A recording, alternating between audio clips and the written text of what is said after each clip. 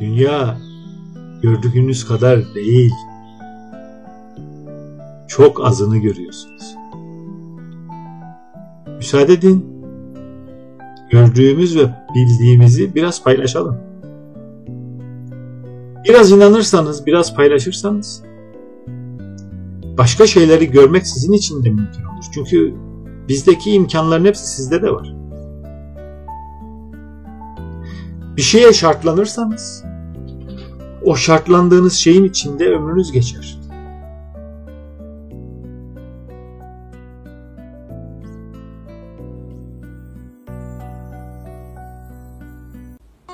Her sözü dinleme.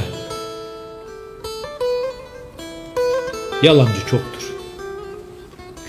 Sözle hal bir ise bal olur canlar. Kem değil cahilde gürültü çoktur. Görmezdir herhalde zır olur canlar. Zır olur sır verilmez ladene. Göz önünde olsa da ulaşamaz ademe. Boşa ömür geçer demden bu deme. İbret almaz daima boş olur canlar. Boş olan doluya meydan vermeli. Eğilince daim ondan dolmalı. İçine aldığın sır saklamalı. Maya oluşmazsa tutamaz canlar.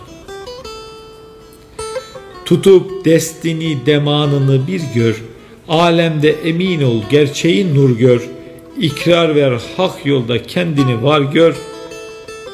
Varlık bilinmezse onulmaz canlar. Onulmaz yara vardır halimde. Ustazın bulmazsan kalır derinde. Nefesi haklarsan yerin dibinde. Yeniden doğarsın dal gibi canlar. Dal gibi gametin bükülmeden gel. El gibi olma tükenmeden gel.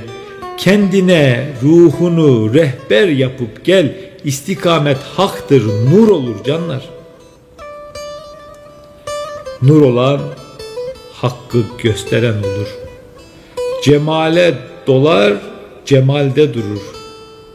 Işık sözü söyler, gayrısı yoldur. Yolda olan daim çağlar ey canlar.